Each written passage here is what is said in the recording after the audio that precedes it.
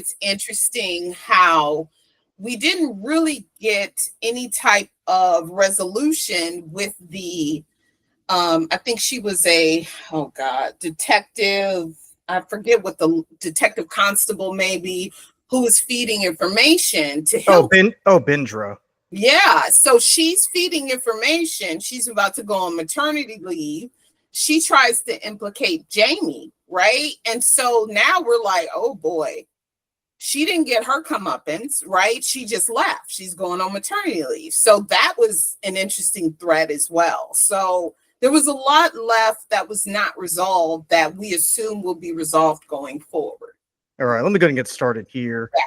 Yeah. So today on the Movie Podcast, we're continuing with our review of the British police procedural show Line of Duty, and we're in series 4.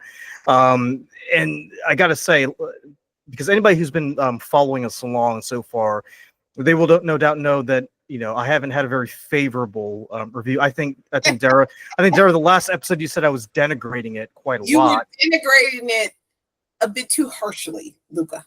But I will say this: like after watching series 4, I was thinking, you know what? Well done. Like I actually enjoyed it. Now my thing is, and I haven't watched series 5 and 6, so I don't know what could happen. I'm just excited for you to watch them. I cannot wait. Now, my only concern is, was series 4 just a fluke? Was it just a rare exception? Yeah, right. Because as I was watching, all the episodes, I was just thinking, like, I hope it's not that situation where it's a broken clock that's twice, right, worked twice a day, right, right. But basically the basic storyline is we follow Roz Huntley, who is a detective who kind of gets herself enraptured in in the mess of her own making, because initially they're investigating 2 abductions and an attempted abduction of Hannah Reznikova from the Balaclava Man, and she gets confronted by her forensics guy Tim Ifield, who feels he isn't getting a lot of respect. So he decides to go behind her back and feed the information to AC-12 to kind of get a fresh perspective on it. And then Roz kind of catches on to him. There's a bit of a confrontation, and Tim, thinks he killed her. So he goes and buys a bunch of power tools, and he tries to dispose of her, but then she wakes up, and then we find out later there was a bit of a struggle. And even though it was an accident, she did kill her colleague, and most of season 4, most of the season was just spent her trying to cover a trail, and AC-12 kind of it was a game of cat and mouse to see if AC-12 would ever catch up to it. It was the quintessential cat and mouse, because what I think is the viewer is seeing that she wakes up. At that moment, the episode ends.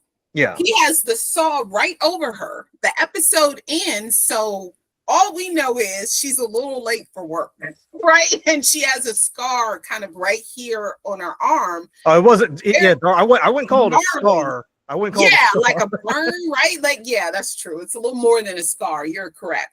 But so we're, as the viewer, left to wonder, what the heck happened here, right? And so even in that instance, honestly, Luca, I'm sympathetic to her, right? She's not going there to kill him, right? She's going there to say, what the heck are you doing? Why are you trying to undermine me? Well, I will say this, because initially I thought, because you'll remember from season 3, we get introduced to our lead character, and then he gets whacked pretty quickly. I thought it was going to be the same thing, and then AC-12 was going to go after Timothy Ifield. Oh, interesting. Okay. Well, yeah. Think about it, because this entire time you think, oh, he accidentally killed her, so now he's got to do. Of course. So now he's got to do what he's been trained to do, and dispose of the body. And he knows how to do it. He knows how to cover up, DNA expert, blah blah blah. Right. Yeah, exactly. So so when we do see Roz Huntley back at work, I'm thinking, wait, what the heck just happened here? Like, Right, exactly.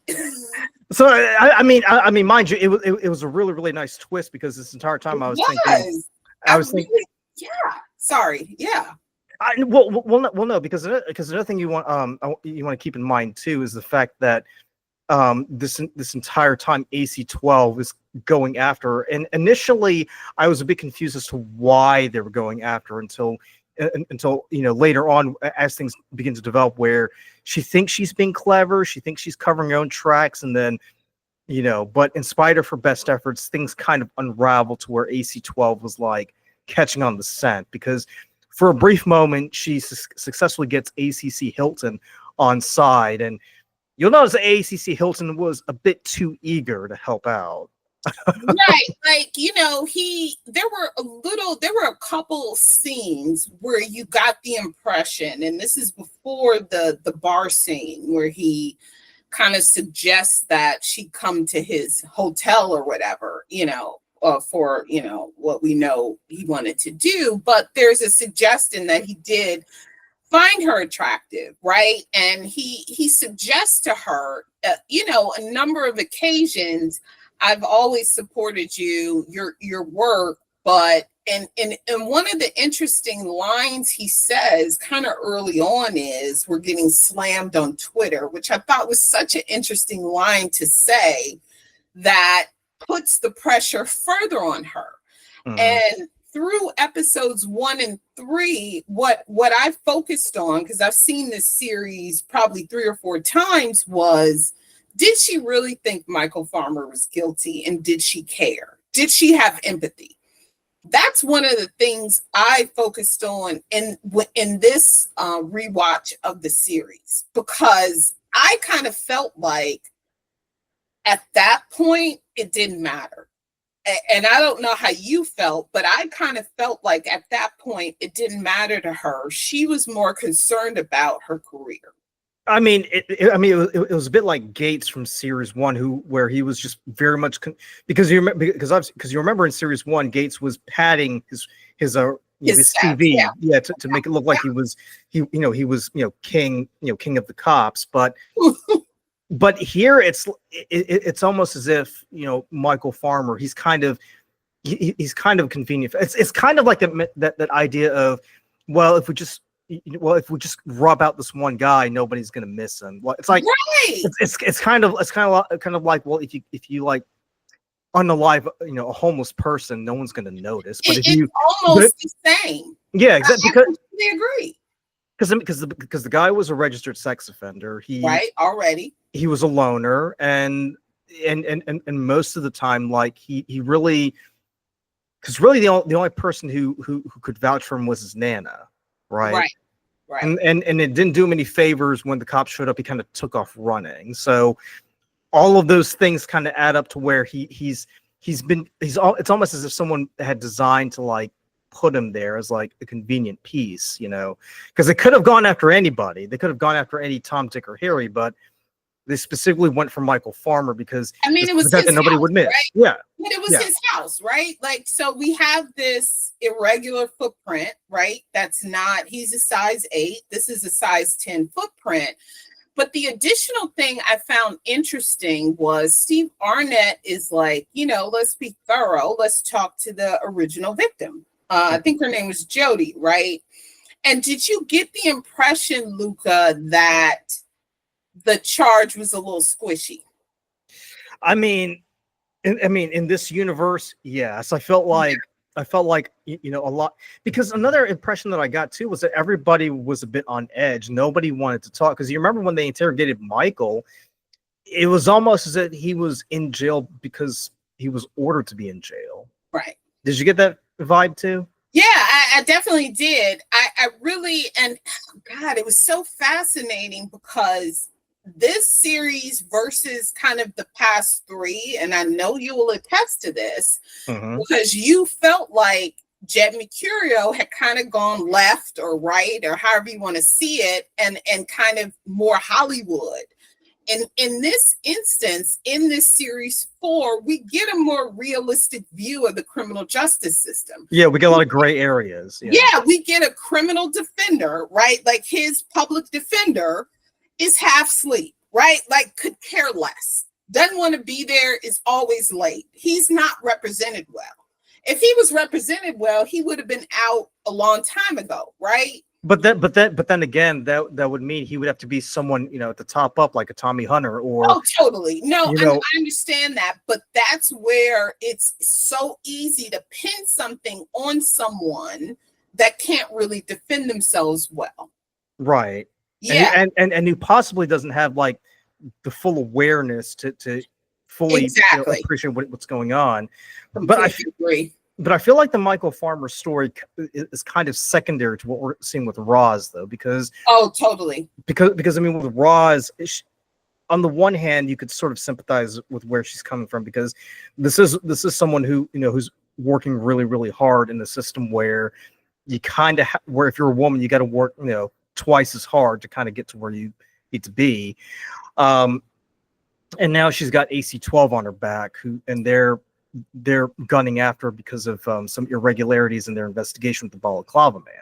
Yeah, and I appreciate Jed Mercurio providing these sympathetic police persons, as you will, right? Because this is a woman that took time off, came back to her job, and now she feels like she has to prove herself. And she's been, she's leading a team that's dealt with 2 abductions, 1 attempted abduction, and the case is not solved. There's all this pressure on her, and she feels like she has to prove herself, similar to Kate Denton. Is it Denton? Yeah, Lindsay Denton. Yeah. No, Kate. Kate Fleming. 12 Fleming. She's right. She took the sergeant's exam, and there's like a scene that I thought was kind of that I thought was pretty important, where Steve Arnott met with Hastings in the bar. Mm-hmm. And he says, well, why wouldn't you meet with Kate? And he's like, well, she's a woman, that wouldn't look right. Right. Like, so it's like, you're seeing women at a disadvantage kind of throughout the series, honestly, like throughout the episodes, you're seeing women as a disadvantage. We see Roz's, assistant, so to speak, Jody, who is a brown noser. She's trying to get ahead. She's trying to please her boss. There's this thread of women in career defining positions that are trying to excel, and they're facing barriers. That's kind of this thread throughout the series, I felt like. Yeah, and it kind of feels like with Ross, she feels like she's being handicapped, and by episode 5, literally handicapped, because which when I saw it, I was like, okay, I was like, wow, that's a little bit on the nose right there. Wow. I was like, wow, and that's, to me, payback from her husband, because that's another part of the series that was interesting. I will say this, like, I know, okay, because a part of me feels like it's more of like the husband just found this circumstance convenient and kind of piled onto it. It's not like it's not like he like went up to her wound at night and like sneezed on it as many times as possible and thought, I really hope it becomes gangrenous, and then I could shove it to her finally.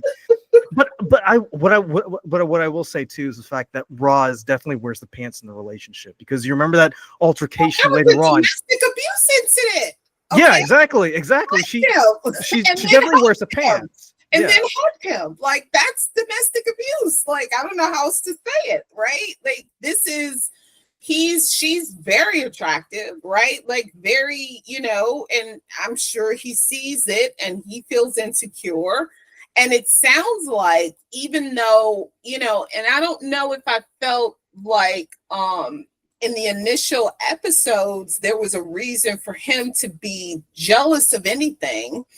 We learn that he follows her, right? Like, so there's insecurity on his part. And he actually, and well, if you think about it too, he's also kind of dim-witted, because he kind of feeds her what he wants to hear, right? So he keeps it's almost as if he's suggesting to her, well, you got to tell me the truth, like, what were you really doing? And if you read, for a woman, to be pestered like that, in your mind, you're probably reading the subtext, were you cheating on me? Just say you're cheating on me. That's something I can definitely deal with.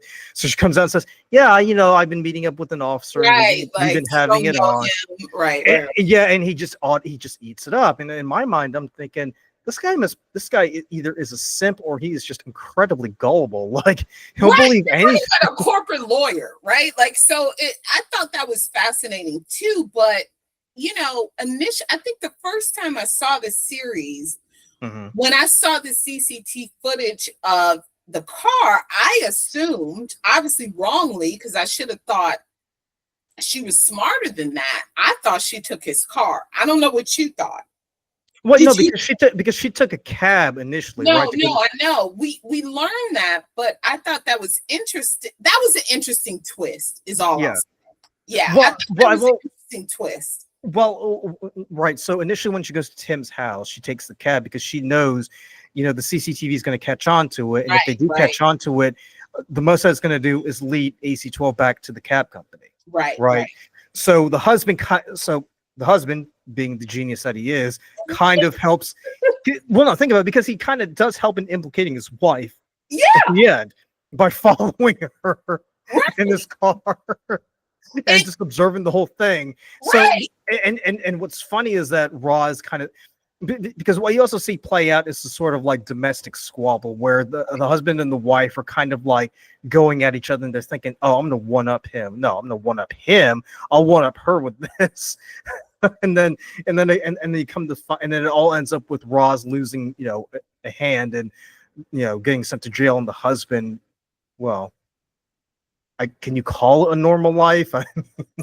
I don't know. It was interesting at the end, and we'll go back and forth, Yeah. obviously. But it was interesting when she put her hand up. Remember that? Yeah, and the And daughter, and she's expecting the daughter to like, reciprocated. yeah. No one reciprocated, and she took it down because they're just like, "Mom, what did you do? Like, what is happening?" Now I will say this because there's a lot of parallels between Roz and what we see with Gates in series one, right?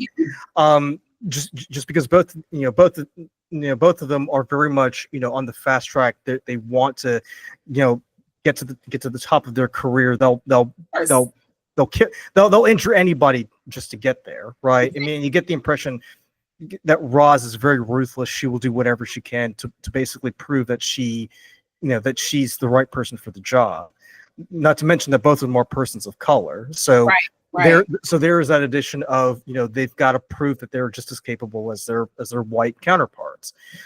But but I also can't help but notice that just that with Gates, both of them are having to deal with situations where what would seem like a very innocuous situation quickly gets out of hand, and then they kind of get entangled in this whole corruption mess. Because I think it was like episode 6 where she kind of muses, this entire time I thought I was getting one on them, but I was actually just a tool in their little machine. No, totally. She realized it kind of at the end. What I think it's always like what I think with Line of Duty, there's always something that trips him up. With Lindsay Denton, it was her mom, right? Like, Right. I felt like with Gates, it was Jackie Laverty. I don't know if I would say with Roz Huntley, it was her boss, but I guess we kind of have to say it was, right? Like, I wouldn't. I see. I would say it no, was the husband. I would say it's the husband because interesting. Okay. because she cared because in spite of the fact that she's rough with her husband, I mean, she's very short tempered with him, and she goes off on him on numerous occasions. Numerous. She still loves him, and I think that's the weakness because Right. That's fair. because and she even tells him, she says, you just got to let it go, let me do my thing, because I am trying to protect you even if you don't realize it right now. Right, because honestly, if you think about it, if she was as ruthless as we would think, she would have slept with her boss, right? Oh, totally. Right, not only and she didn't. Yeah, I mean, she totally would have done that, and I think she would have done a lot more than simply that. But what I will say is that is that there was that when she does the interrogation with AC-12 and she turns the tables on them by presenting evidence against them, I was just thinking, this is deja vu all over again. Like, why am I getting Lindsay Denton 2.0? Like, Jed, Right, and Jed, you were on the clear. Like, that's a low point for the series, it's good television though. Yeah. And that's my tension is when that happens, I think, because Line of Duty operates in the gray, there's a tendency to look at AC-12 in a negative light. Like, even though you could argue they're doing good work, I felt like there was a point when they brought in, because Kate is undercover, right? Kate Fleming is undercover in Roz Huntley's division. So we have Jamie, this new character who's working with Steve Arnott and Hastings. Now, Steve Arnott has this accident, so he's working with Hastings. He's struggling to kind of go through that. But I kind of felt like, they were trying to make a case where the evidence didn't support it, right? And he's pressuring Jamie at that point, find me something, right? And it was, to me, kind of a stretch, and it was like similar to kind of the pressure Roz Huntley was under from her boss. I felt like there were parallels there. And I thought that was a really unfortunate kind of thing where they're both dealing with, bring me something. I got to have something. I don't know what you need to do, but I need something. And it's and and I think with Jamie, he's definitely a sympathetic character, which he's very sympathetic. Yeah. Which is sad because, as we discussed in series 2, when they tried to make Lindsay Denton sympathetic and they have her undergo it's basically like the Passion of the Denton based with her, and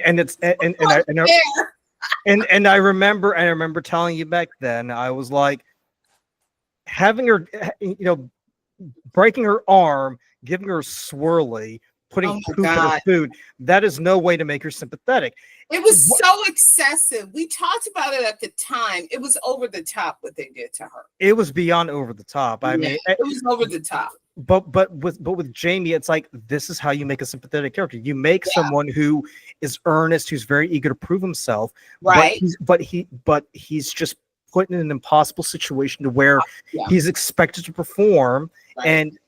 And honestly, like, I'm just thinking Hastings wouldn't really do this to Arnott. Like, he would be a bit more forgiving. Even with Fleming, he would be a bit more forgiving. It's like, you didn't know his name, Luca. What called him James? James, right? Like, he didn't bother to learn his name, and he kept saying it. Then he's like implicated in something, and the thing is, he doesn't get the benefit of the doubt, right? No. Like, so it's like he couldn't win.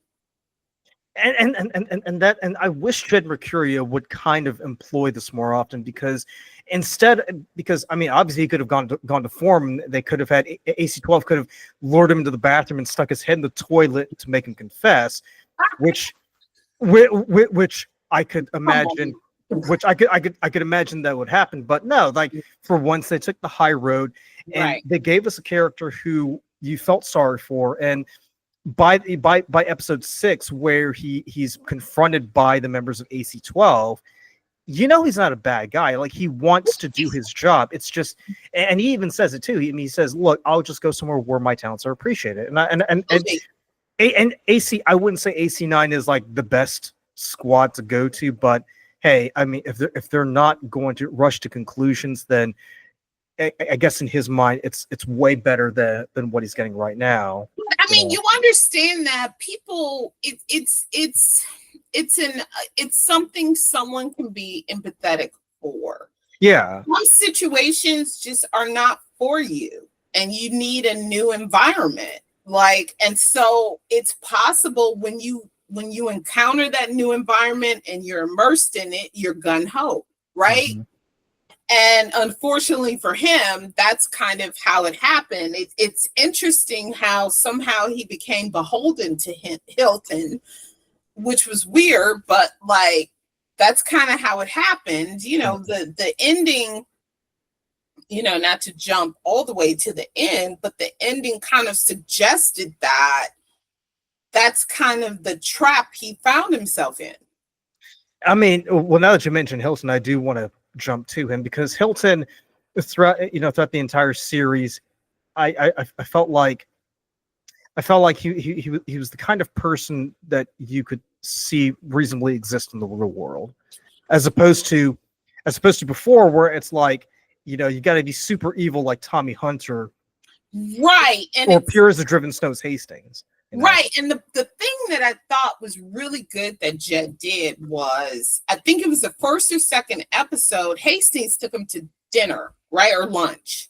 Yeah, it was dinner. I think it was episode 2. Yeah, and so you got the audience got an impression of what type of person he was. So this was not out of the blue, whatever happened to him at the end. We know what kind of person he is. Hastings got an idea. Who are we dealing with here? What kind of boss is this, right? We got that introduction early on, like who we're dealing with, right? Like, who is Hilton? This is someone that's like, I want results. We can deliver it. It's important that we're looked at in this way, right? Like, and it was almost like he was unapologetic, kind of. I felt like, I don't know how you felt like, after I kind of, well, I would say with Hilton, I mean the one face is, it's like, he's a two-faced kind of guy. Like, the public face is, we want the public to trust us. We want to get results. Right. And then on the other hand, it's like, who do I got to, who do I got to screw to get to the top? And unfortunately, and I will. Yeah, and unfortunately, he screws over Hastings royally. Yeah. And then he tries to get it on with Roz, and it doesn't really work. But what I thought was fun, what I thought was a moment that really made me scratch my head was the fact that I think episode 4 he goes after Hastings once he gets a copy of Cotton's dying confession. Yes, I thought.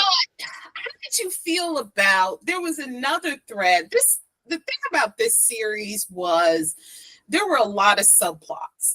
Like, we could go on and on about the subplots in series 4, because we're talking about Hilton, so let's just run with it.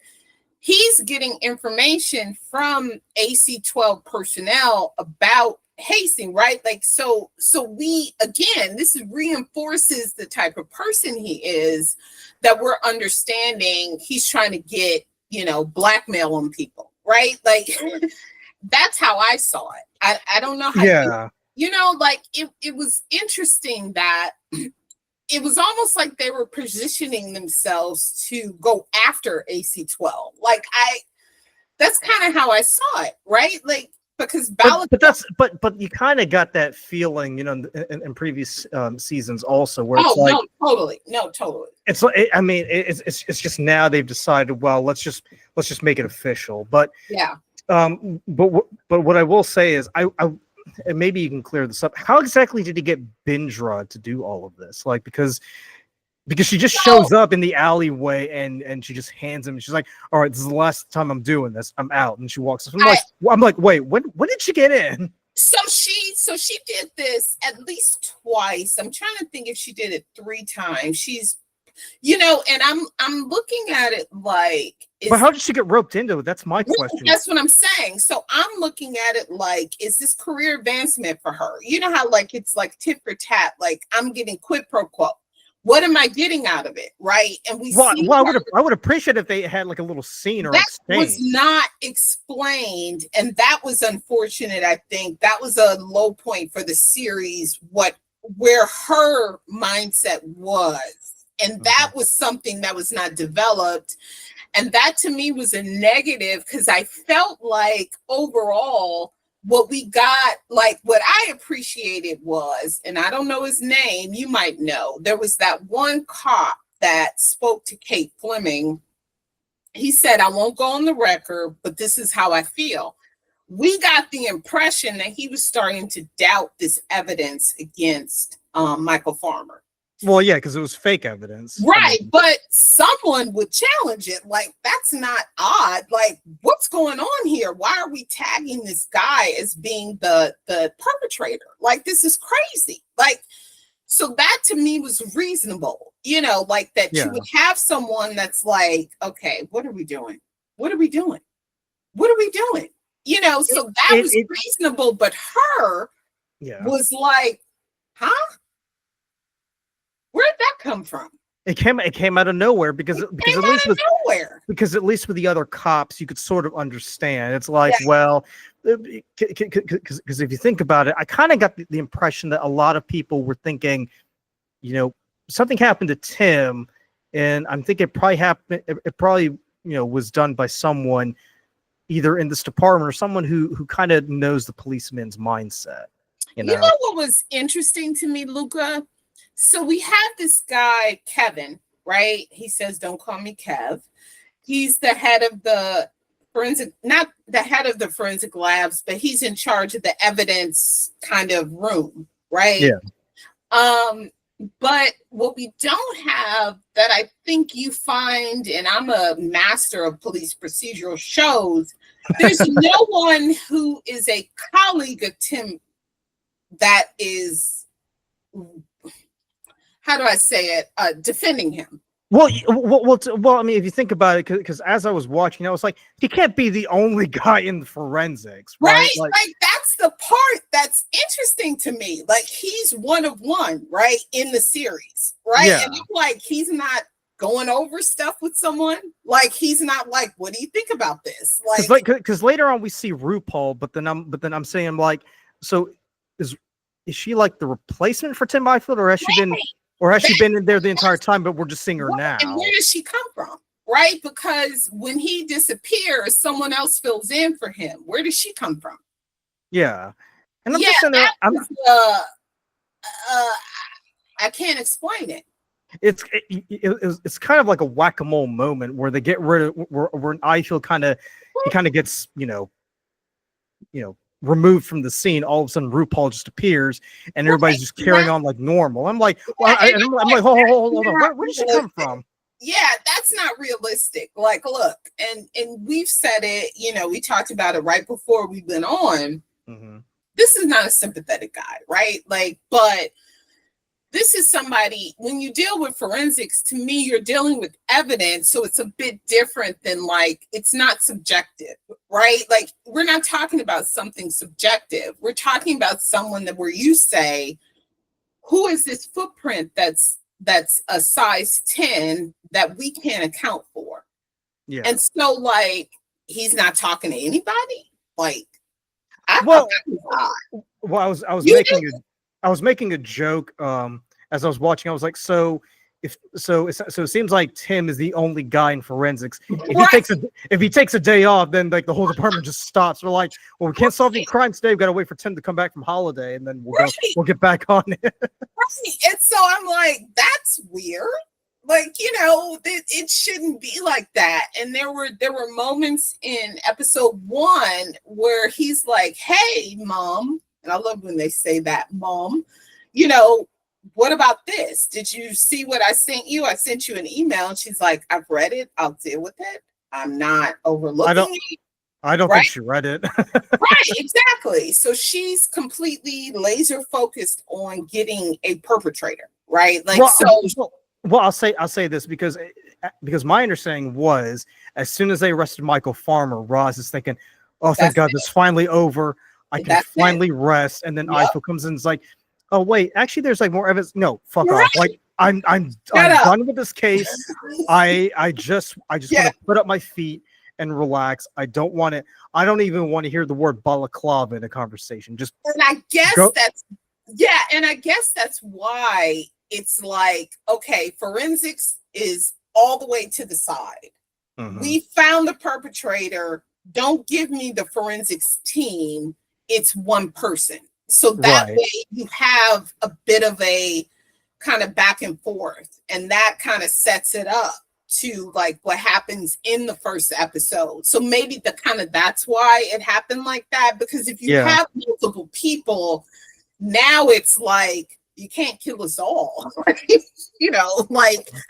And so like, maybe that's why that it was set up that way. But like, I was, as someone who, is a lawyer, and is someone who's passionate about criminal justice, it did bother me, right? Because, criminals that do things to women or the vulnerable are not treated well. Right. So it really bothered me that he was still being detained. And that was something that people just didn't care about. And Well, I'm I sure mean, the evidence itself was, it was pretty flimsy, right? Like the only way you could make it stick, yeah, the only way you could really make it stick is if you actually kind of, engineered it. You kind of planted stuff in there to make it look like it. right. And so the thing that bothered me was that, oh, who's this house belong to? Oh, Michael Farmer. He's a registered sex offender. And she's like, Mhm. bingo, boom, case over. And I'm like, wait, whoa, hold on a minute here. So like that was kind of interesting too. Like, and the thing is, Luke, I like, that probably happens a lot. Honestly, like I'm not saying that doesn't happen. But to be, The but book, to, but to be fair though, to be fair though, in Roz's defense, I mean, she was being harangued over and over again by her over and superior over, to kind of get this. So completely. it's like, and it's like at some point you kind of have to deliver results because Right. because your ass is on the line basically. Right. And that's why we get to this gray area. And that's what maybe you don't, but I appreciate about Line of Duty, that we have this gray, that we have Mhm. this anti-corruption unit. I guess the equivalent in America would be internal affairs, right? Like, so we Yeah, have these anti-corruption unit. All these people are not sympathetic, like at all. And I find that very interesting that Jed purposefully makes them unsympathetic to a point. They're not likable. Sorry, they're not, right? When Hastings calls Roz Huntley darling, I was it's bothered very by that, it's very right? patronizing. Yeah, Very patronizing, and I'm like, huh? What are you doing? it's you know what, he kind of reminds me of Barney Fife in a way because Okay. because well, no, because like when people think of the Irish, they're very much like this, like old school, fuddy duds, who kind of But old calls their school is the key. right. It's kind of, yeah, because as you'll know, Barney Fife is like this old school Southern Right. small town sheriff who's like, well, son, well, I should say he's more like Andy Taylor. He's very much very, to modern audiences, he would be very Yeah. condescending. It's In the like, heat why of are you the calling night, him son? Why in are the you? heat of the night is what I think of also. I can't remember his name, but Carol. Yeah, I know who you're talking about. Yeah, Yeah, but that's it's what just I think of too. they're very old fashioned people, and they have a Right, way of dealing. They have a way of right, addressing and working with people that right. doesn't really work. And I will say this, like, it doesn't. It bothers me a little bit, but it doesn't bother me too much Okay, on the one hand, you do want someone who's kind of old fashioned, old school, in the police department because they're generally perceived as people who have a strong moral compass. They can right. point you to true north, but at the same time, it kind of works against them because it's like, well, you also have to understand that everything isn't as black and white as you think. Because Hastings, I definitely get the impression this is a guy who sees only in black and white, But right? that's what I think about with Hastings, and he's been accused of things throughout as up until season 4. He's been accused of things that are like corrupt. And so I'm like, he's not held up as a pillar of, right? Because they talk about, and Roz Huntley talked about this Masonic connection, right? Mhm. The good, and when I hear Masonic in this context, I Yeah, think the Good Old Freemasons. Boys Yeah, Network, right? yeah. I think Good Old Boys Network. Yeah, And so, that's like an inside joke in the UK exactly, where they're yeah. like, where they're like, if you're an officer, you're automatically a Freemason. Right. And so, like, when he gave the special handshake to the guy that was accused of child molestation, right, in series 3, so I, Steve Arnott, and he's never been looked at as someone that's like a pillar. Like, we know what he did in series 1 before he joined AC-12 was admirable. Mhm. Kate Fleming, it's her personal life that's messy. Hastings also has a messy personal life, and so it's so interesting to me to see them. And I don't know if Jed wants us to see them, especially Hastings, I think, as potentially bent, so to speak, because if you look at them as polished and without fault, they cannot be corrupt or part of this, this cabal of corrupt police officers, blah, blah, blah. But that's the image that's presented, though, is that even though we know as the audience that Hastings does have a messed up life, and that maybe he might have said or done a few things in the past that weren't ideal, he's presenting himself just like with everybody else. He's presenting himself like that, totally. Right? No, he totally is. And when he talks to these police men and women, that's how he chastised them, right? But another thing too, just to go back to who Hastings is, right. I think the idea is because he is an Irishman. The Irish, they kind of have this reputation, this image of being sweet, sweet and naive, like they'll be trusting of anybody. They're pretty good, solid of the earth kind of people, right? Yeah, and so it's the accent though. Yeah, it's like it's like if you look at it, an NYPD cop, you're gonna think, oh, he's a bit tough, rough around the edges, that kind of thing. Whereas a Southern, police officer, he's a gentleman. Like obviously he knows the difference between right and wrong. And I think that's a good comparison. I think it's the accent, right? The Southern. It puts you at ease. Like totally.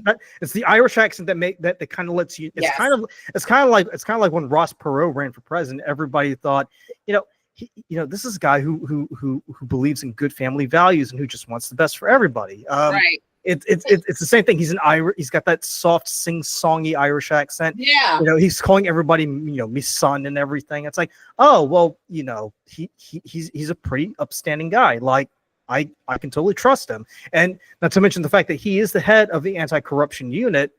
Well, he's got the moral standards of Jesus Christ, really.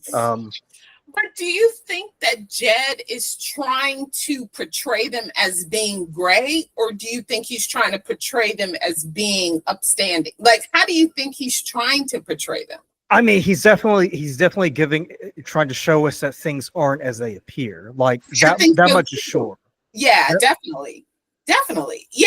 And so like, I think like one of the things that I like about Line of Duty is that I think Jed wants you at times to root for the cops. We talked about series 3 that his portrayal of Lindsay Denton was a bit, over the top, right? Like she's this martyr, essentially.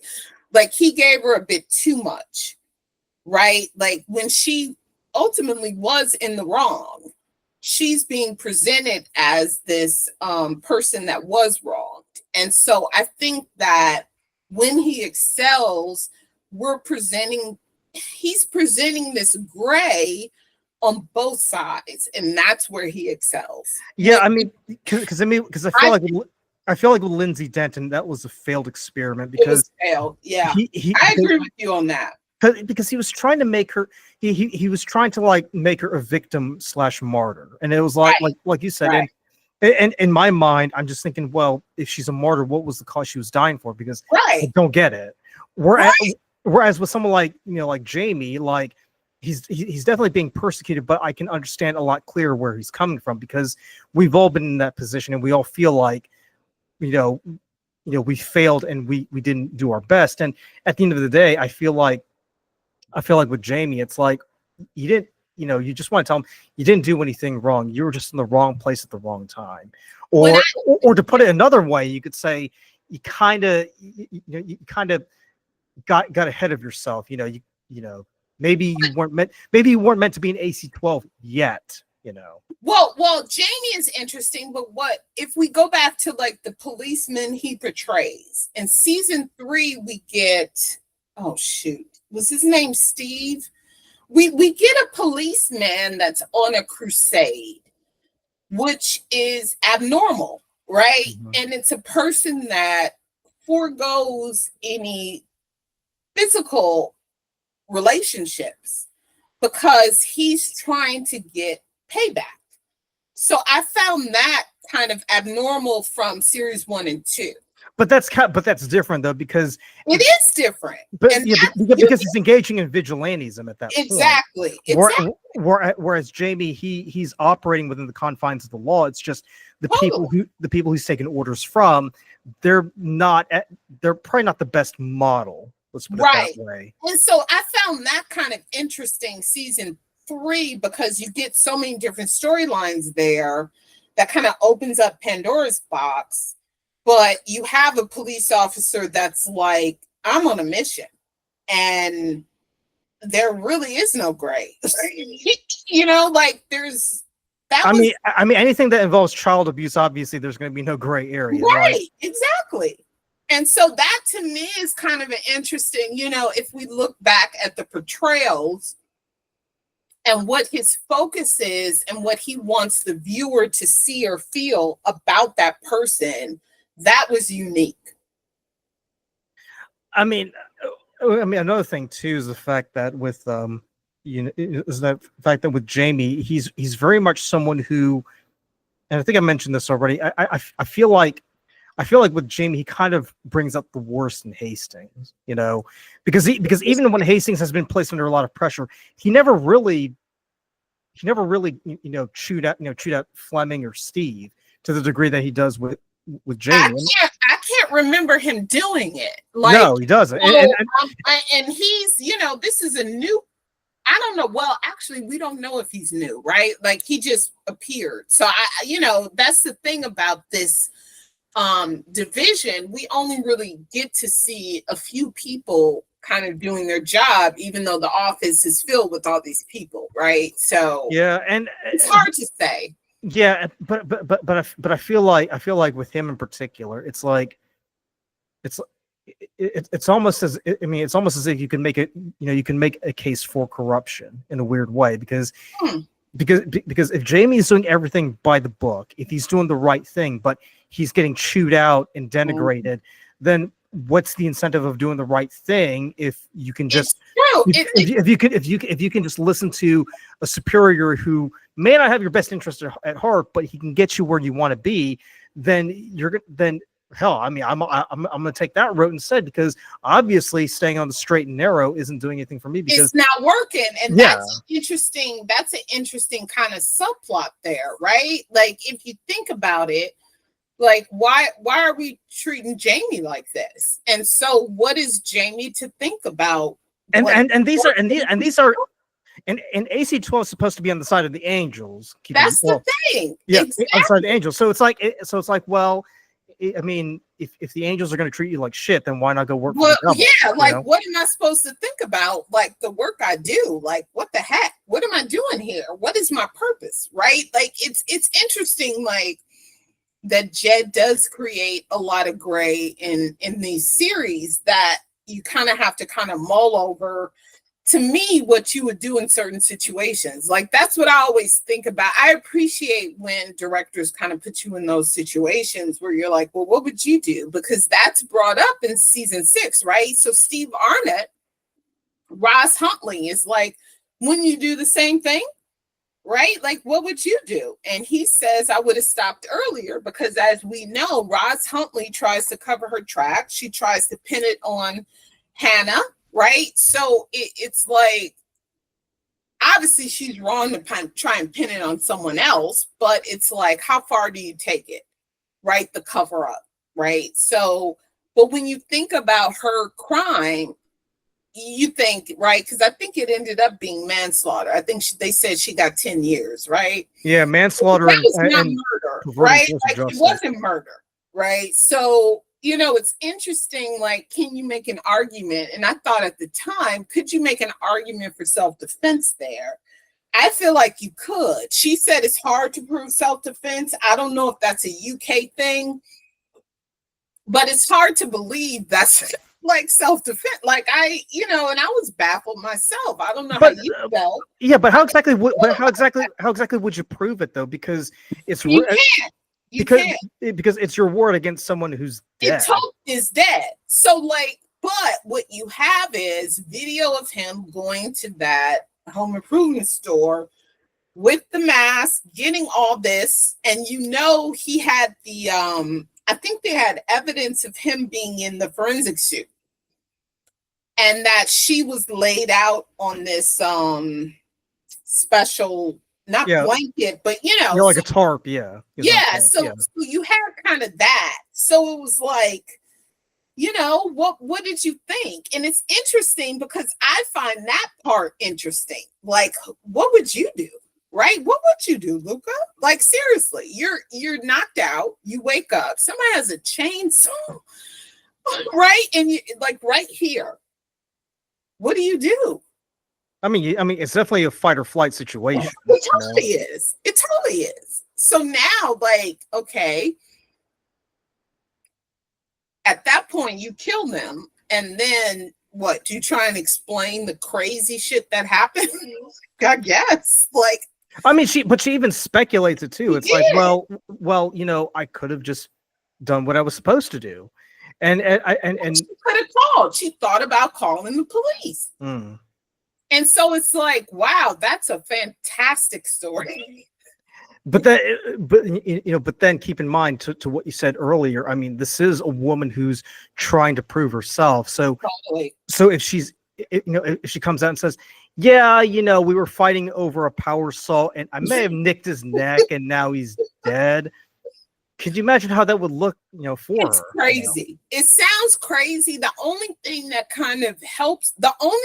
helps her is the video of him going to the home improvement store. And that's where they kind of try and pin this whole balaclava man thing on him, because you're like, whoa, why is he going to the home improvement store? So it's like, but it's still probably not enough.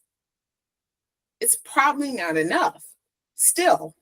Yeah, and I would suspect that Hilton himself wouldn't be able to pull her out of this. I think, yeah, because you remember, I think it was like episode 5 where she talks to Hilton. Hilton says, the only best recourse you have at this point is to just resign, because if you resign, it can't follow you. And in my mind, I'm thinking, if she resigns, it's still going to follow her. It doesn't really matter. It's just now she doesn't have the badge to hide behind.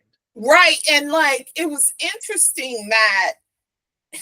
And this is like, I don't know if this happened with Lindsay Denton, but I imagine it did, where, for these two women, it's their identity. It's everything to them.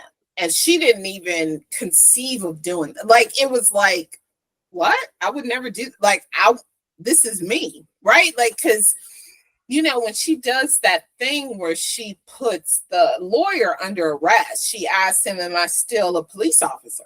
Right? Because she's like, I have evidence against him. And I find it interesting that it's so much of their identity that it does, I'm not saying consume them, but it surpasses any other identity, because totally, because Denton and Roz have family, right? It's not enough to kind of surpass where their dedication is, because like Nick himself tells her, this is, we have dinner this late so we can all be together. Right. We're never together. And we mentioned it earlier where Nick just basically breaks down and he's like, look, I never see you anymore. You keep telling me it's all work related, but I don't know how much of it is true. And I just need the truth. I just need to know what's going on here. And he's so suspicious of her. And Roz is just so automatic too. It's like, it's like she's been through this so many times. It becomes like, insert generic response here, and kind of go from there. But I want to go back to Hilton really quickly, because when Hilton pulls up the dying confession, he decides to pull on that old thread again, which I felt like it got resolved. Now, how it got resolved will vary from person to person. I don't think it was properly resolved, but a resolution is a resolution is a resolution, right? And what I just thought was so comedic was the fact that he says, aha, see, he says that someone with H is behind it. That means you, Hastings. And I'm sitting there, I'm like, mate, do you not know what your name is? Like, it is. But again, I mentioned this to you. It's Hilton Hastings, and I might have to look at my phone to look at it. The head of AC9, his last name started with an H. So what are you on about, guy? Like, there are plenty of H's, and Hastings mentions that. Like, there are a ton of high-ranking officers with the last name of H. Like, what are you talking about? But that made me wonder too. So it looks like AC-12 is grudgingly tolerated so long as they go for the underlings, right? So anybody up to detective sergeant, if you go after someone who's a DCI or above, well, God help you. Like, I mean, you better turn around and just go right back, or we'll dismantle your entire organization. I'm like, wait, so these guys are supposed to investigate corruption. My understanding is that you're investigating at all levels. Like, all levels. So when did it stop at ACC? So like, right? Because I imagine, because my thing was when Hilton made that accusation, someone should have come out and said, well, with all due respect, sir, your name starts with an H as well, so you would be just as much implicated as anyone else. Right. But remember, in past series, and I don't want to jump the gun here, but if I recall correctly, at least at this point, we've seen Hastings hesitate, let's say, right? So in series 3, he hesitated a bit when they were in the upper echelons of the police force, right? Mm-hmm. And so, like, we did see him do that because we know Hastings has designs for higher office. Oh, yeah. Yeah. Right? So, like, that to me is an interesting thread that they do pull at in the series overall. So, like, that doesn't necessarily mean he's corrupt, though. No, it doesn't. But like, that just means he's ambitious. But like, but it's interesting, right? Because this is AC-12. Anti-corruption is going after everybody, aren't they? Right. So that's why I thought it was kind of interesting, because I was just thinking, so is everyone just so afraid or so in awe of Hilton? The very thought of possibly implicating him is just too scandalous to think. Mm-hmm. Let's not even entertain that thought. But it very much kind of reminded me of Battlestar Galactica, where everybody is being accused of being a Cylon, and I'm just thinking, man, this is just some pretty ridiculous, messed up shit at this point. Like, do you think that's a thread that's consistent throughout Line of Duty so far, that they're untouchable? Yeah, I mean, it is, but I feel like there's a time and a place for it, and I felt like it got shoehorned in. It's just like with the Lindsay Denton storyline series 3. It just got shoehorned in just for the hell of it. They should have thought some time. I think it's an interesting thought, because you kind of wonder about that. Because if you're going to have any type of corrupt police force, you're probably like, if you're going to have a caddy, they're probably going to be low level, but they're going to be directed by someone higher up. Right? Yeah. Like, that just makes sense. So, like, if you're going to go after this whole corruption, corruption cartel, or whatever you want to call it, you have to assume that we're talking higher up people. That, that's just stands to reason. Yeah. Right? Yeah. But I mean, so I do want to go back to the I do want to go back to Roz Huntley, because one of the more bizarre things that we see happen, is the fact that she starts off, accidentally killing a guy, and then she kind of like digs herself deeper and deeper into this hole. Yes, it's kind of like a telltale heart kind of situation. Interesting. But one of the things that kind of stands out is the fact that she's got this gaping wound in her arm that she keeps, trying to disinfect, and she's taking all this medication, right? And it's fascinating to me, because, like, I'm trying to think, the first time she goes to the bathroom to kind of dress the wound, did we see how bad it was? I feel like initially we didn't. I mean, it looked pretty nasty, but it wasn't that gnarly, nasty. But not as bad as it got. It's like, right? It was like a skinned knee. That's the best way I can imagine it. Yeah, that's fair. And then by the time you get to episode 5, it looked like something from the Civil War, basically. It was like aliens. Yeah, like it was something sci-fi nature. Like it looked really bad. Like, yeah. And so, like, I mean, the doctors told her, you're gonna get a fever, you need to be out. And she's like, nope, can't do it.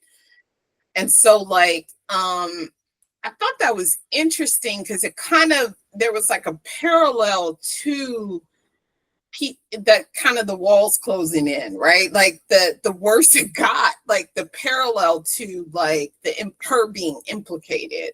Well, yeah, I mean, it kind of made Right? her. It kind of made her all the more paranoid because as she was Yeah. like getting sicker, she was starting to like act a little bit more weird, like she would just stand at the window looking out, and then someone would be like, "Well, what are you doing?" And she's like, Yeah. I was just lost in thought."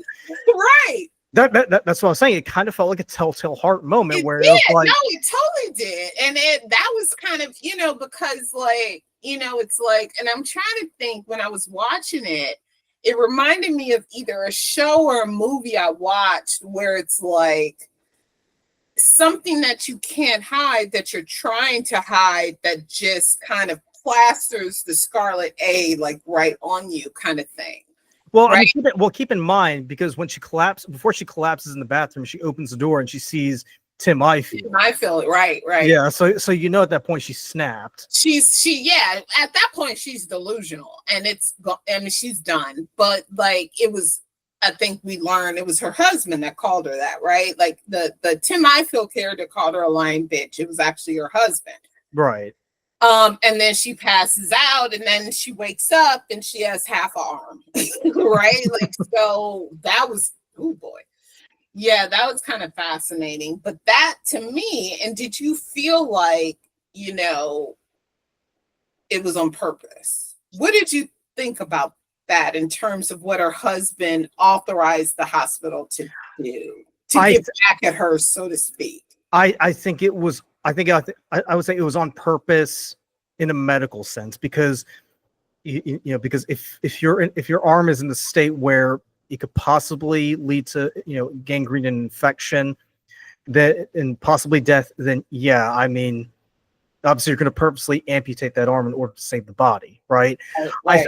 I think with what's going on with her husband was, I don't think I think if he did authorize it, I think he authorized it because it was recommended by the doctor, and the doctor was telling him, look, if you don't do it, your wife is going to die, right? Interesting. Okay. But I feel like as with any situations in the real world, a lot of things can happen for many different reasons, and I feel like this, this opportunity kind of presented himself, and he kind of just felt like, I don't, and I think it's more just like a dark, twisted, sick fantasy that you think of in the back of your mind. Maybe she does deserve to like lose an arm or a hand. I don't wish it in real life, but if it happens, then right. Hopefully it'll make her a bit more humbler. Right. Which spoilers, it didn't. It just made her more batshit crazy. Yeah. Yeah, it's interesting because you kind of wonder, because their daughters were pretty much, they were non-existent, right? Like, yeah, they were non-existent. They did not, and it was interesting because, to go back to some of our conversations, one of her daughters starred in Queen Charlotte, which I want you to watch. I don't know if you noticed that. Well, the chick who played Jodie Taylor, she was also in Bridgerton too. She played one of the sisters. Oh, really? Okay. It's just the glasses that it's fascinating. It's the glasses that threw me off. Okay. Funny enough, by the way, I watched Wednesday season 2. Tandy Newton is in it also. So is she? I just have to say, let me throw it out there, because I was looking her up as I was watching it, because I was curious if she was nominated for this role as like a guest star. I don't know how they would do something that's like an anthology series like this is. But she didn't win, but she was nominated for her role. I thought she was excellent. Yeah, I mean, she definitely carried the series. Yeah, like she was excellent. Like, I don't know how else to say it. She was fantastic. And I'm, obviously I thought she was fantastic on Westworld, even though I only watched the first season. But She was fantastic. Yeah. Yeah, with that situation with the arm being amputated, I mean that definitely accelerates her campaign against her husband because Right. Why do Why do you say campaign against your husband? That sounds so horrible. But yeah, you're right. because we see hints of it throughout throughout episodes 1 through 4 where it's like Right. you're a big dummy and you don't know what you're doing, but I love you anyway. Yeah, no, I'm you not going to implicate you in murder, though, right? Right. Like, It's well, my attitude was she kind of saw him as like you're like Moose. You're a really sweet guy. You may be like this big dumb jock, but I know you wouldn't hurt a fly. right. But then when she sees her arm, she's like, "That's it. All bets are off. All the gloves It are was off." over. No, it Yeah. was so funny how that was the last straw for her to implicate him, right? Yeah. Like, That's just like I don't. Yeah. interesting. That's just like I don't fucking care. Like, Realistic that were. That was. I don't know. but that's what I'm saying. Like I mean, she was still sick. Yeah, no, totally. Like she wasn't in her right mind or whatever. But my God, like I'm like, she really like held that against him. But it was like she really felt like him or me kind of thing. And ultimately she came to her senses, obviously, at the end, where she's like, my children need a parent, right? So she did come back to her senses. I guess we can argue she was fully healed. But it was interesting that Jody was still on her side and allowed her the ability to have evidence that she presented in episode 6 to implicate the lawyer of her and her husband. That was interesting. Remember she had her do the telecommunications, right? And she found the burner phones and everything that the lawyer had contacted Hilton, and that was like a whole thing. But I felt that was a bit rushed and not immediately clear. Did you? It was a Deus Ex out what exactly happened? Because I was like, huh? It was a Deus Ex Machina kind of thing. Yeah, like I'm like, huh? I guess that makes sense, sure. But I'm like, wow, you all are really hurrying. This was a bit rushed, I thought. It kind of went back to form as we got near the end of the series. Because when you say form, you mean in a negative light. Right. Listen, I will say this. Like overall, I did enjoy series 4, and I felt like if they had taken the storyline and applied it to series 1, mm-hmm. it would have been far more compelling, right? Okay, fair. Here's another thing too, because we already talked about how the Cotton's 9 confession kind of got shoehorned into it. A name I hadn't heard in a hot minute was Jackie Laverty, because they were talking about those body parts we found. It looks like they were put in cold storage, and then someone just like took them out and like dumped in. Jackie Laverty, right? Like that was random. I thought that was so random that they brought that up, and it was. I thought it was weird because, when I got to episode 4, I was like, oh, interesting. When I talked because I hadn't seen series 4 in a while. And so like, I was like, oh, wow. When I talked to Luca about this, we won't be talking about the cabal of corrupt police officers. Because presumably that storyline got resolved at the end. Right. Resolved. Right. Season and 3, so for them to resurrect it in the last episode, I was just like, oh God, here we go. So I was just like, okay. And it was too rushed. Right. It's like it was too rushed and it was too forced, because I felt like what you already had with the core story worked. Yes. And you didn't need that. Why would you need that? Well, another thing too was what happens to Hilton at the end. They find him in the in the docks, and he's got like a rifle in his chest, and the implications that it was his wound was like right here. So was the implication that he shot himself here and he bled out? Right? Is that the belief? I guess. I mean, forensics is saying that's what it is. Suicide. Yeah, they're saying suicide. I'm like, okay. But I mean, look, I mean, I'll be honest here. I was glad that Hilton went. I thought he was a shitty person, but I Was a felt shitty person. but I felt like, you know what, you had everything going for you in the first four Hmm. episodes. Hmm. I mean, it's one of those things where if had you planned it a lot better, it would have flowed a lot nicely. Like maybe Lakewell would have appeared in episode 2 and kind of would have been a bit more present than he was in episodes 5 and 6, right? Okay, but the part where Jamie is essentially trying to take Lakewell on the elevator and he's holding a gun and all these people, did you think that was forced too? Because I thought that was kind of weird. I wouldn't say it was forced. I thought it was just poorly executed. Okay. I don't think they should have done the whole stand up thing where he's Yeah, surrounded by. I agree. I was expecting that Jamie would take him and they would go downstairs and they would get in the car and they would Whatever. take him wherever. Yeah. Yeah. And then, but no, they had to do that. And I think, I mean, I don't know, maybe it was a budgetary thing. Maybe they I don't blew know. it could have been they blew the budget on everything else and they're like, well, let's just use this because that's all we can afford right now.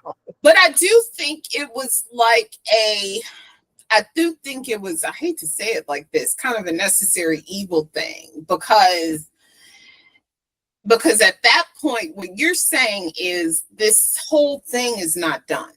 That's the message we're getting, right? It's not done. And it will be resurrected, blah, blah, blah. Right? Well, yeah, I mean, it's just one of those things where it's like Jed Mercurio was on the right path. Like he finally figured out how to write a sympathetic character in Jamie Desford. He finally managed to give us a compelling storyline where, Yeah. a cop just made one little mistake and Right. rather than come clean, she decided to like dig herself deeper into a hole. Right. He finally decided to give us an anti-corruption unit where the people aren't as pure as the driven snow. It's just, Right. it's just he had to rush it. Like, it was very unfortunate. And, when we talk about character development, I'm big on character development. And it's something I always watch out for when I watch a movie or a series. I'm big on character development. And he had done such a good job. Again, when I talked about, before we got on air, this gender kind of thread throughout the series. And then he says, I'm going to throw this at the wall. That's kind of how I felt it was. It was thrown at the wall. Yeah, because I mean, like Ross Huntley was a pretty strong character in her own right. You didn't have to make her Lindsay Denton 2.0. No, that interrogation it was the last interview. That's what it was. Yeah, that's what it was. That's what it was. Yeah, I agree. Yeah. Like you had everything that you needed. Yep. And can I also say too, why is Jed Mercurio obsessed with shit? Because there's that one scene where Michael Farmer walks into his cell. Yeah. And it's just written in excrement. And I'm like, I mean, we assume it is. Like when you see it, it's brown. So we can assume that's what it is. But yeah, I agree. I mean, he's gotta stop it with this. Like Series 1, he puts someone puts a lump of dew in Arnett's car. Yeah. And then Series 2, Lindsay Denton gets a swirly, and then Series 3, people are spitting in each other's coffees. Put shit in her food. Let's not forget that, Luca.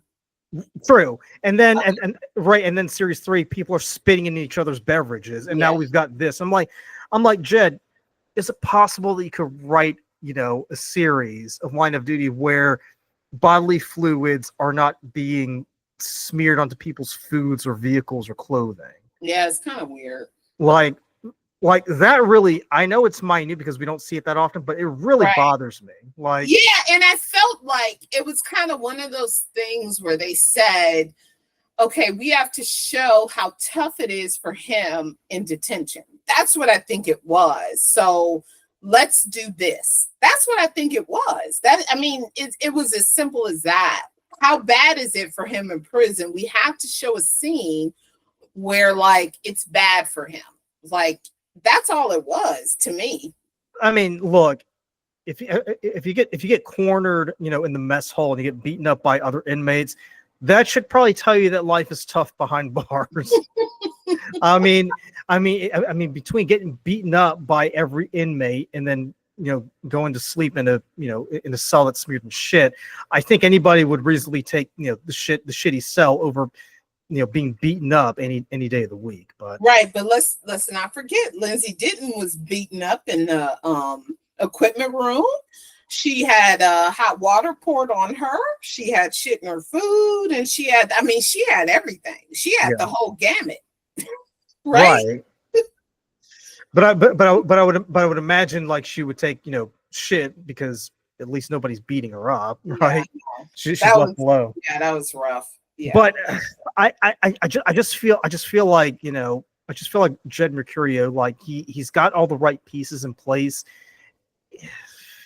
If only he knew how to correctly employ them instead of having, because as I was watching, I kind of got the impression he's doing this, he's following these story beats, and he's like, oh wait, what if I add this in here? I know, I'll just go ahead and add it right now, because the idea just occurred to him as he was writing episode 5, and he didn't bother to go back and maybe consider, do I really need to include this element in here?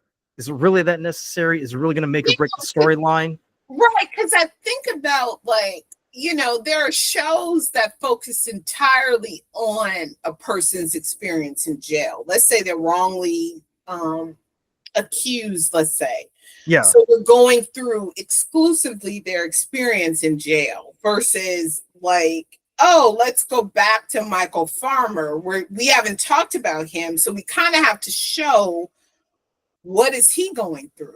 And I think that's where kind of something like that comes from, right? Because we're like, oh wow, I hope he's okay, right? He's mentally challenged, so he's been detained this whole time. How's he doing? And that's where that comes from. And it's like, oh, let's just throw in beast and poop, like I don't know how else to say it. Like I don't know how else to say it. I mean, there are some storylines and some characters that we really don't need to see that much of, because they either don't play that big of a role, or we've already heard their story and we don't need to go any further. But that's interesting you say that, because I don't know if that it's interesting, because I do feel like you kind of have to. I mean, but do you care about D.I. Cotton's dying confession being brought up again? No. What I'm saying is, when you accuse someone like they did Michael Farmer, so he's detained as of the first episode, you kind of have to check in with him, don't you? Like, is that not true? It's true only if he had some, pertinent information, right? Yes. What's the point of going there and asking questions like, well, Michael, can you tell us anything? I don't know. And then you just cut to them in the parking lot saying, well, Michael really didn't tell us anything. I'm like, then why did you even have that in there? Right, because honestly, he's already a sympathetic character, right? Like, we know, like, his public defender sucks, right? Like, we know he's likely innocent. Do you have to say, wow, he's going through it, right? Like, I don't know. I don't know. I mean, you've got to be selective in how and how you're using your characters, because that's fair. Now, had they done the scene where Michael was like, "Oh yeah, I talked to this copper and he told me, if you keep your mouth shut, we'll move you to a better prison." Right. Then then it's like, okay, well, then it's relevant. No, that's true. And then maybe that you can introduce threat of bent coppers, and maybe that's when you can, if you want to, bring up Cotton's dying confession, or kind of create another thread in the whole corruption thing that you're trying to do with Line of Duty. That's true, because to be honest, what ostensibly the Balaclava Man is doing and beating up Steve Arnott is Balaclava Men, because we don't know if it's the same dude. Right, we have no idea, but ultimately what they're doing is trying to kind of go away from anything that's protesting his guilt, innocence, whatever. They want him to stay in jail. So that probably should have been the way they went.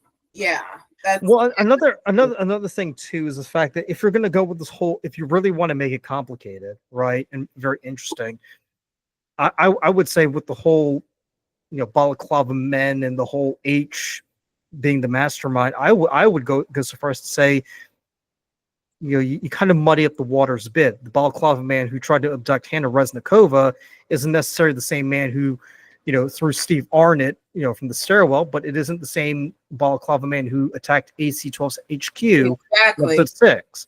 Yeah, exactly. Because this is a whole army, we're led to believe, right? Like it's a bunch of people. Yeah, I mean, we just don't know.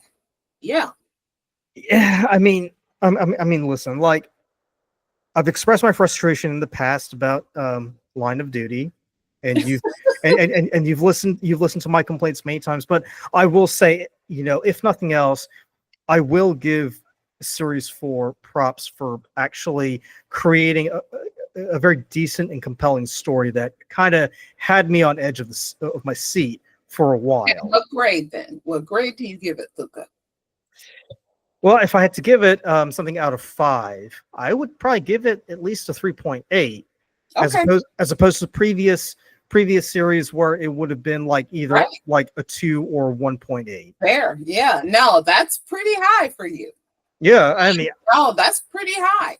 I mean, apart from the fact that Tandy Newton did a phenomenal job, I just felt like it wasn't as simplistic as it was, before, where it's like everybody in AC-12 is innocent.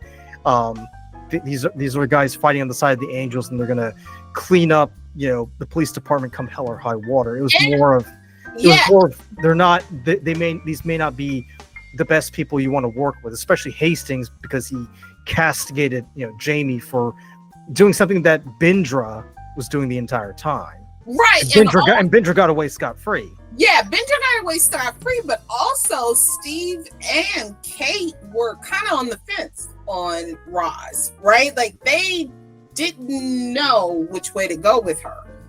So it was not exactly black and white in terms of her guilt, because it was convoluted at times, but you could argue, oh, maybe her husband did it.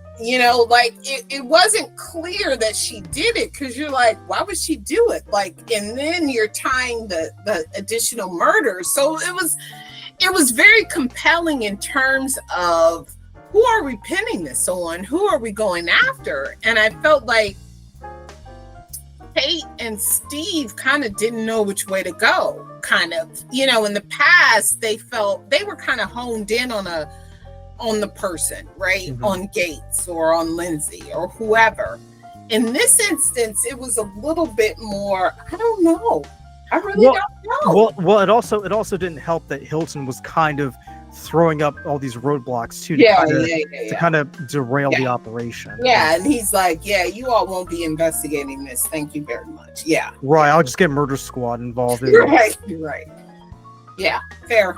But yeah, I mean, that is going to do it for our discussion of Line of Duty Series 4. Let us know down in the comments below what your thoughts are. Have you seen Line of Duty? If not, check it out, and let us know down in the comments below. Do you think I'm being too harsh on this, or are you with me? But other than that, thanks for tuning in, and we'll catch you in the next one.